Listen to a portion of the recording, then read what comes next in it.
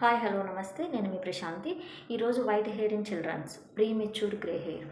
ఇప్పుడు ఎక్కడ చూసినా 4 ఇయర్స్ నుంచి చిన్న పిల్లల్లో వైట్ హెయిర్ అనేది మనం జనరల్గా చూస్తూనే ఉంటాం. అసలు అది రావడానికి రీజన్ ఏంటి, ఎందువల్ల వస్తుంది, దానికి సొల్యూషన్ ఉందా? ఈరోజు టాపిక్ అండి. అసలు అది రావడానికి మెయిన్ రీజన్ జెనెటిక్స్ అండి. ఇఫ్ ఇన్ కేస్ ఫ్యామిలీలో ఎవరికైనా గ్రే హెయిర్ ఉంది అనుకుంటే డెఫినెట్గా వచ్చే ఛాన్సెస్ ఉంటాయి. Next, poor diet. Well balanced diet, nutrients ఉన్న డైట్ తీసుకోకపోవడం వలన గ్రే హెయిర్ అనేది వస్తుంది. అట్లాగే విటిలిగో అంటే బొల్లు అంటాం కదా, వైట్ ప్యాచెస్ ఉంటాయి. జనరల్గా ఇది ఉన్నా కూడా 50% వచ్చే ఛాన్సెస్ ఉంటాయి. అదే చిన్నపిల్లల్లో స్టార్టింగ్ స్టేజ్లో ఉంది అనుకుంటే వాళ్ళకు ఒకసారి మనం కొన్ని బ్లడ్ టెస్టులు చేయిస్తే ఎంత రేంజ్లో ఉందనేది ఒకసారి చెక్ చేసి దాని త్రూ సప్లిమెంట్స్ ఇచ్చి కొంతవరకు ప్రివెంట్ చేయొచ్చు. లైక్ ఎట్లాంటి బ్లడ్ టెస్టులు ఉంటాయంటే థైరాయిడ్ టెస్ట్ ఒకటి, వైటమిన్ బి, వైటమిన్ బి12, vitamin D and serum ferritin. ఈ బ్లడ్ టెస్టులు చేయించిన తర్వాత వాటి రేంజెస్ వాల్యూస్ చెక్ చేసి కొంతవరకు ప్రివెంట్ చేసుకోవచ్చు. Next, well balanced nutrients diet అంటే పిల్లలకి ప్రతి ఒక్కరికి పాలు, all kind of vegetables, whole grains, milk, fish, meet, eggs ఇవన్నీ ఎక్కువ ప్రొవైడ్ చేయాలండి. నెక్స్ట్ వచ్చేసిన తర్వాత దీనికి ట్రీట్మెంట్ ఏంటి అంటే, ట్రీట్మెంట్ అబ్సల్యూట్లీ లేదండి. దీనికి వన్స్ మనకి గ్రే హెయిర్ వచ్చిన తర్వాత దాన్ని రివర్సిబుల్ అవ్వదు. జస్ట్ అది మనం యాక్సెప్ట్ చేయాలి, మూవ్ ఆన్ అవ్వాలి. వచ్చిన వైట్ హెయిర్ని ఇంకా ఎక్కువ అవ్వకుండా ప్రివెంట్ చేయొచ్చు.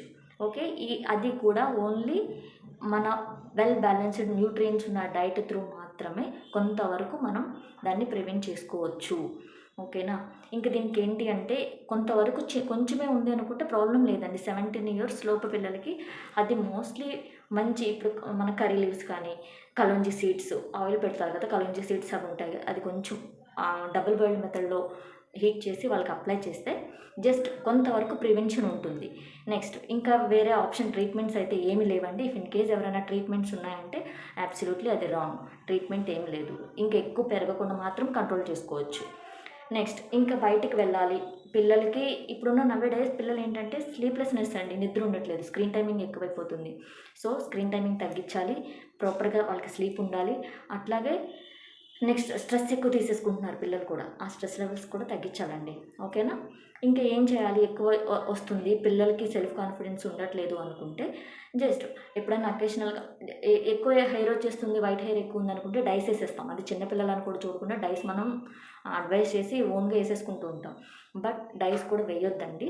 ఎందుకంటే మన డైస్లో న్యాచురల్గా ఎన్పిపిడి ఎక్కువ ఉంటుంది అనమాట. దానివల్ల మనకి ఇన్స్టెంట్గా కలర్ వస్తుంది, బట్ అక్కడ హెయిర్ అనేది థిన్ అయిపోతుంది. సో డైస్ అనేవి అవాయిడ్ చేయండి. ఇఫ్ ఇన్ కేస్ నా పర్సనల్ అడ్వైజ్ అయితే న్యాచురల్గా హెన్నా పెట్టుకోవచ్చు. అది కూడా ఏది పడితే అది ప్రోడక్ట్ తీసుకోవద్దండి, పర్చేస్ చేయకండి. గోరింటాకు తీసుకోండి. ఒక బిఫోర్ నైటే ఒక ఐరన్ కడాయిలో దాన్ని మిక్స్ చేసేసి నెక్స్ట్ డేకి అప్లై చేయండి. ఒక 1 అవర్ తర్వాత వాష్ అవుట్ చేయండి. ఓకే, న్యాచురల్ వేలో కనిపిస్తుంది. పిల్లల కాన్ఫిడెన్స్ కూడా కొంచెం బిల్డ్ అవుతుంది. ఓకేనా. Thank you.